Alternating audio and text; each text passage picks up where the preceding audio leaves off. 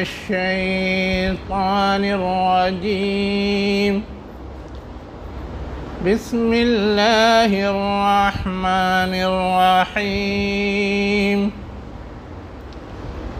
ألم تر كيف فعل ربك بأصحاب الفيل ألم يجعل كيدهم في تضليل وأرسل عليهم طيرا أبابيل ترميهم بحجارة من سجيل فجعلهم كعصف مأكول۔ شروع اللہ کے نام سے جو انتہائی مہربان ہمیشہ رحم فرمانے والا ہے۔ کیا تو نے نہیں دیکھا کہ تیرے رب نے ہاتھی والوں کے ساتھ کیا کیا؟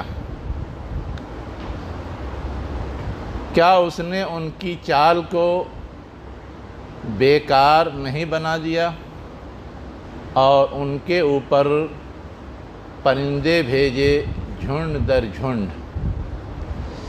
جو ان پر سنگ گل کے کنکڑ پھینکتے تھے، پس انہیں کھائے ہوئے بھوسے کی طرح بنا دیا۔ یہ آخری پارے کی چھوٹی صورتوں میں سے ایک سورہ ہے جسے عموماً ہم اور آپ پڑھتے رہتے ہیں۔ فیل ہاتھی کو کہتے ہیں۔ اس سورہ کا نام سورہ فیل ہے۔ حضور کی پیدائش سے پہلے ایک واقعہ پیش آیا تھا جس کی طرف اس میں اشارہ ہے۔ واقعہ یہ تھا کہ عرب کے پڑوس میں ایک علاقہ ہے یمن۔ اصلاً یہ عرب کا حصہ تھا جسے عیسائی سلطنت نے قبضہ کر کے اپنی مملکت میں شامل کر لیا تھا۔ اس وقت وہ حبشہ کے زیر تسلط تھا اور حبشہ کی طرف سے وہاں ایک گورنر ڈپیوٹ تھا ابرہۃ الاشرم کے نام سے۔ اس نے عیسائیت کو فروغ دینے کے لیے یمن کے شہر صنعاء میں ایک گرجا گھر تعمیر کیا اور یہ چاہتا تھا کہ وہاں کے لوگ اور آس پاس کے لوگ جس طرح مکہ جاتے ہیں حج، عمرے اور طواف کے لیے، اسی طرح یہاں آئیں۔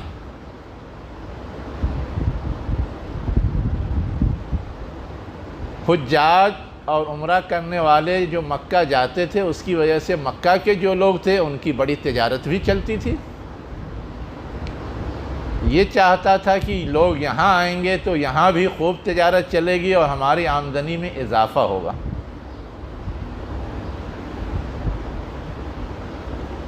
اس کے لیے اس نے کوشش کی، لیکن لوگوں کے نزدیک اس کی کوئی بہت زیادہ اہمیت نہیں تھی، اس لیے لوگ نہیں جا رہے تھے۔ تو روایات یہ بتاتی ہیں کہ اس نے کچھ زیادہ ہی دباؤ ڈالنا چاہا تو لوگوں نے مخالفت بھی کی، اور اسی درمیان یہ واقعہ بھی پیش آیا کہ کسی نے جا کر کے وہاں گندگی پھیلا دی۔ اب دشمنی میں گندگی پھیلائی یا جو جبر و اکراہ کے احساس اور انداز رکھنے والے ہوتے ہیں، وہ اپنا الو سیدھا کرنے کے لیے ایشو بناتے ہیں، اور ایشو بنانے کے لیے خود ہی وہ کرواتے ہیں اور ڈال دیتے ہیں سامنے والے پر کہ انہوں نے کیا ہے، اس لیے اب ہمیں ان پر زور زبردستی کا حق ہے۔ واللہ عالم۔ لیکن جب ایسا پیش آیا تو اس نے اس کی آڑ لے کر کے یہ کوشش شروع کر دی کہ کسی طرح بیت اللہ یا خانہ کعبہ کو کیا کریں، مٹا دیں، برباد کر دیں، گرا دیں۔ وہ نہیں رہے گا تو پھر لوگوں کی توجہ ادھر ہو جائے گی اور لوگ آنا شروع کر دیں گے۔ چنانچہ وہ 60,000 کا لشکر، 25-50 ہزار نہیں، 60,000 کا لشکر لے کر کے مکہ پہ چڑھائی کے لیے نکلا، اور ساتھ میں اس نے اس وقت کی ضرورت کے لحاظ سے اپنے ساتھ ہاتھی بھی رکھے تھے، اسی لیے اس پورے لشکر والوں کو اصحاب الفیل کے نام سے یاد کیا گیا ہے۔ عرب میں ہاتھی نہیں ہوتے تھے، اونٹ ہوتے تھے، وہ لوگ مانوس بھی نہیں تھے، ان کے لیے نئی چیز تھی، لیکن اس نے بہرحال چڑھائی کی اور مکہ کے قریب پہنچ بھی گیا۔ موجودہ جو مزدلفہ ہے وہاں ایک وادی ہے، وادی محصر، وہاں پہنچ کر کے اس نے حملے کی آخری تیاری شروع کی۔ اس کا جو سب سے تجربہ کار، مانوس اور پہلوان ہاتھی تھا، اس کا نام تھا محمود۔ وہ گویا ایک طرح سے پیشوائی کرتا تھا، آگے آگے رہتا تھا، لیکن وہاں پہنچ کر کے وہ اب آگے بڑھنے کو تیار نہیں تھا۔ دائیں بائیں پیچھے اگر جانا ہو تو چلتا تھا، لیکن لاکھ ہانکنے کی کوشش کی، برچھے مارے، لیکن وہ آگے بڑھنے کو تیار نہیں تھا۔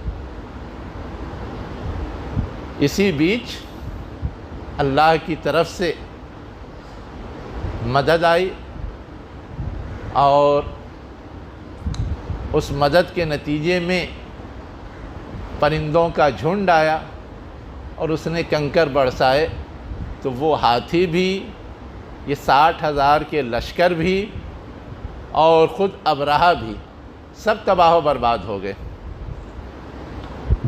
ہوا کیا؟ پرندوں نے کنکڑیاں برسانی شروع کی، جس فوجی کو لگتا اس کو خارش ہوتی اور اس کے بدن کے گوشت خون گل گل کے گرنے لگتے۔ کچھ تو وہیں مر گئے، کچھ بھاگے تو راستے میں مرے۔ ابرہہ بھی یمن پہنچ کر کے مرا۔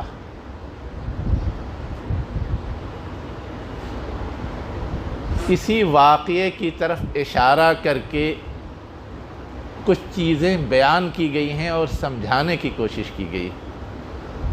ظاہر ہے واقعہ عبرت اور نصیحت کے لیے ہوتے ہیں، یہاں بھی اسی عبرت اور نصیحت کے لیے بیان کیا گیا ہے۔ ان کے درمیان کا واقعہ تھا، وہ جانتے تھے، بہت پرانا واقعہ نہیں تھا، اس لیے کیا کہا گیا؟ الم تری کیف فعل ربک باصحاب الفیل، کیا تم نے نہیں دیکھا کہ تیرے رب نے ہاتھی والوں کے ساتھ کیا کیا؟ اگر ہم کہیں کہ حضور کو مخاطب کیا گیا ہے تو مطلب یہ ہوگا اتنا بڑا لشکر لے کر کے دشمن، ایک ظالم حکمراں چڑھ آیا اور اللہ نے اس کو تباہ و برباد کر دیا، تو کیا اس میں آپ کے لیے کوئی سبق نہیں ہے؟ جیسے وہ اللہ کا گھر تھا، اللہ نے اس کی حفاظت کی، ویسے ہی آپ اللہ کے رسول ہیں، اللہ آپ کی حفاظت کرے گا، اور جو آپ کے مخالفین ہیں، آپ کے دشمن ہیں، آپ کو ستانے والے ہیں، ان کو تباہ و برباد کرے گا۔ گویا آپ کے لیے اور صحابہ کرام کے لیے اس میں تسلی تھی، بشارت تھی۔ اور اگر ہم یہ مراد لیتے ہیں کہ اہل مکہ کو یا جو لوگ مخالفت کر رہے تھے ان کو مخاطب کیا گیا ہے، تو ان کے لیے ایک طرح سے یہ وارننگ تھی، تنبیہ تھی کہ ابھی چند دنوں پہلے کا واقعہ ہے کہ ایک ظالم حکمراں زبردستی چڑھ آیا تھا، اللہ نے اس کو کس طرح تباہ و برباد کیا۔ ویسے ہی تم لوگ ظلم اور مخالفت میں پیش ہو، تمہیں بھی اللہ تعالیٰ ویسے ہی تباہ و برباد کر دے گا۔ تو پہلا جو پیغام ہے، پہلی جو نصیحت ہے، پہلا جو سبق ہے وہ یہ ہے، جیسے ان کے ساتھ ہوا ہے ویسے پھر ہو سکتا ہے۔ اس وقت اگر اللہ تعالیٰ نے ایسا کیا تو آج بھی وہ کرنے پہ قادر ہے۔ اس کے بعد دوسرا جملہ کیا کہا؟ الم یجعل کیدہم فی تضلیل، کیا اس نے ان کی چال کو بیکار یا ناکام نہیں بنا دیا؟ اب ان کی چال کیا تھی؟ ان کی چال تو یہ تھی کہ اپنی فوج لے کر کے آگے توڑنے کے لیے۔ ان کی چال یہ تھی کہ اس کی مرکزیت کو ختم کر کے اپنے مفادات کے تحت ایک نئی مرکزیت قائم کرنا چاہتے تھے۔ اب ان کی چال کو اللہ نے کیسے ناکام بنایا یہ ابھی آپ نے سنا، لیکن اس میں اصلاً غور طلب چیز یہ ہے کہ اللہ تعالیٰ نے جو ان کی چال کو ناکام بنایا تو اس سے بھی کچھ چیزیں سمجھ میں آتی ہیں۔ دنیا میں کوئی بھی کچھ چاہے، کچھ اس کا منصوبہ ہو، کچھ اس کا پلان ہو، لیکن اگر اللہ نہ چاہے تو کوئی کچھ نہیں کر سکتا۔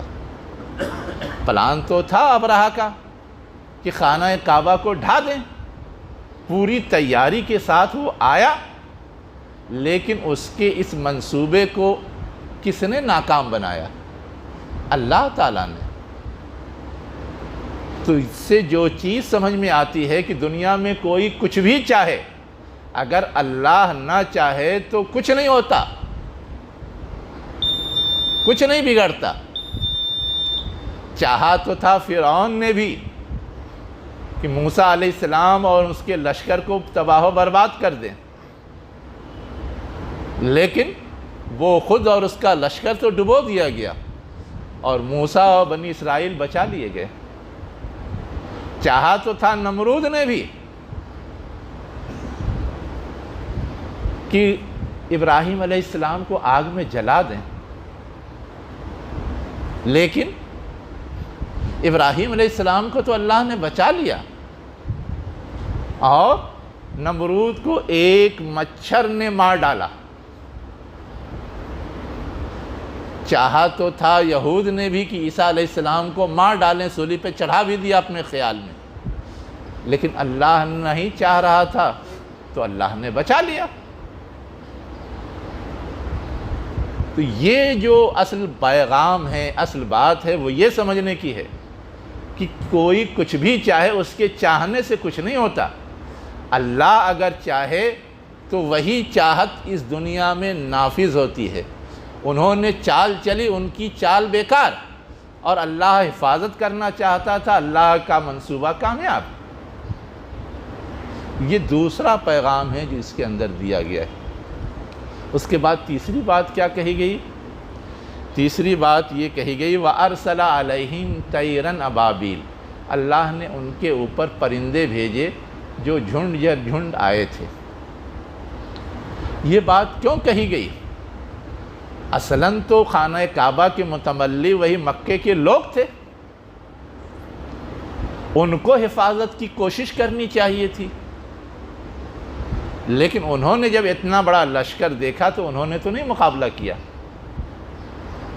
روایات میں تو یہاں تک آتا ہے کہ سب گھر بار چھوڑ کے پہاڑوں میں پناہ لینے لگے۔ البتہ ان کے جو سردار حضور کے دادا عبد المطلب تھے، ان کا اونٹ اس نے پکڑ لیا تھا تو اس کو چھڑانے کے لیے وہ گئے۔ ابرہہ کو تعجب بھی ہوا کہ خانہ کعبہ کے حوالے سے اس نے کوئی بات نہیں کی، کہا میرا اونٹ آپ نے لے لیا ہے، وہ مجھے واپس کر دیجئے۔ ابرہہ نے تعجب سے پوچھا کہ تمہیں اپنے اونٹ کی تو فکر ہے لیکن اللہ کے گھر کی فکر نہیں ہے۔ کہا کہ وہ اللہ کا گھر ہے، گھر والا خود ہی حفاظت کر لے گا، اونٹ میرا ہے، وہ میری ضرورت ہے، اس کی حفاظت میرے ذمہ ہے، اس لیے میں اس کا سوال کر رہا ہوں۔ یہ تھی سچویشن یہ تھی صورتحال۔ ایسے میں اللہ تعالیٰ نے اس کی حفاظت کیسے کی؟ غور کرنے کا مقام وہ بھی ہے۔ 60,000 کا لشکر ہے اور ایسی تیاری کے ساتھ کہ گویا ہاتھی بھی اس لشکر میں شامل ہیں جو زیادہ نقصان پہنچا سکتے، جن سے مقابلے کا کوئی تجربہ عربوں کو نہیں ہے۔ جیسے آج بندوق کا تجربہ تو بہتوں کو ہوتا ہے، لیکن ٹینک کا تجربہ سب کو نہیں ہوتا۔ تو اتنی جنگی تیاری کے ساتھ آئے تھے، لیکن اللہ تعالیٰ نے کیا کیا؟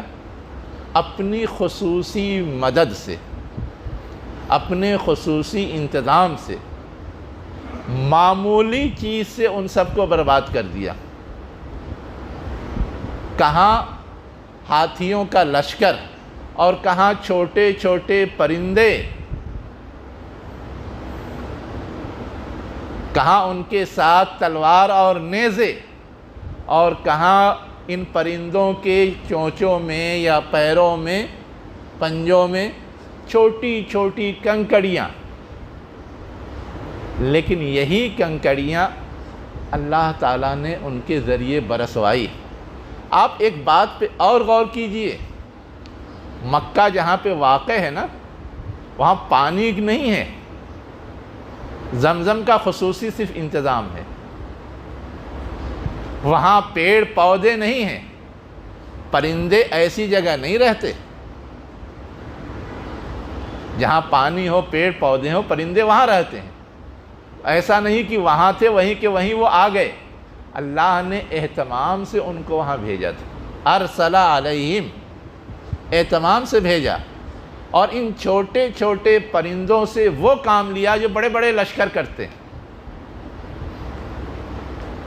یہ ظاہر اللہ کا خصوصی انتظام تھا، اللہ کا خصوصی طریقہ ہے کہ وہ بڑے بڑے لشکروں کو معمولی معمولی چیزوں سے تباہ و برباد کر دیتا ہے، مٹا دیتا ہے، ختم کر دیتا ہے۔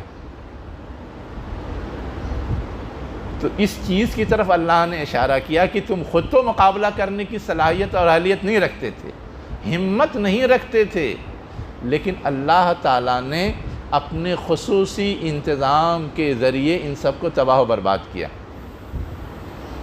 تو اگر تم یہ سمجھتے ہو کہ یہ اہل ایمان جو حضور کے ساتھ ہیں یہ بہت کم ہیں، ان کے پاس وسائل کم ہیں، یہ تمہارا مقابلہ نہیں کر سکتے، تو یاد رکھو تمہارے ساتھ بھی ایسی حالت گزری ہے کہ تم بھی ایک بڑی فوج کا مقابلہ کرنے کی صلاحیت نہیں رکھتے تھے۔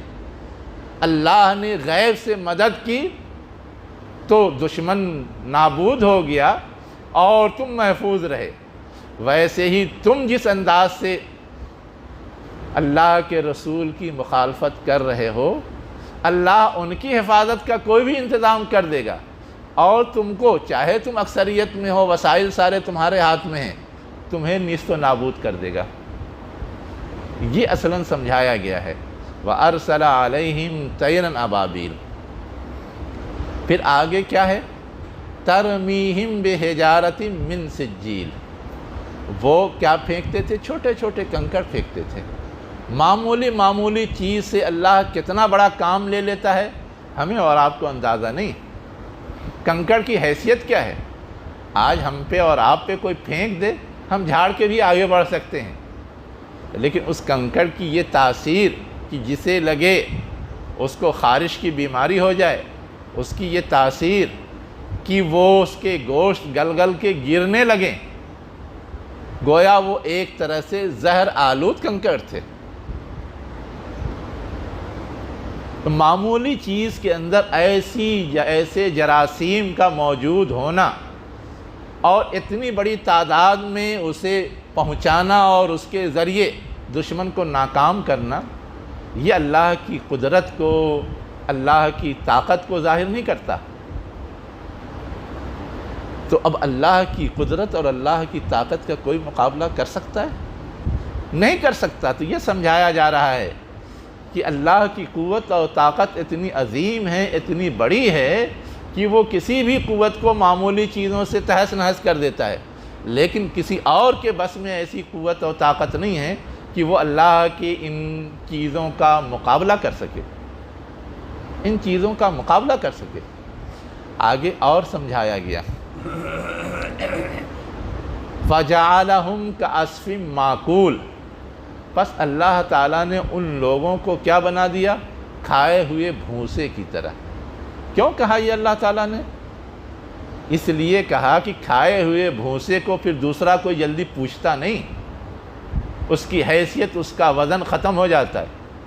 ویسے ہی تم اگر اس طرح کی شرارت کر رہے ہو تو تمہاری حیثیت بھی ویسے ہی بنا دے گا اللہ تعالیٰ، جیسے ابرہہ اس کے لشکر کا ہوا کہ اللہ تعالیٰ نے اس کو مٹا دیا، اور اس کے اس اقدام کا اگلا نتیجہ یہ نکلا کہ جب وہ مر گیا تو اس کا بیٹا حکمراں بنا، لیکن خود حبشہ کے بادشاہ نے اس کے اس غلط طرز عمل کی وجہ سے فوج کشی کر کے اس کے بیٹے سے حکومت چھین لی تھی۔ گویا وہ دنیاوی اعتبار سے بھی تباہ و برباد ہو گئے۔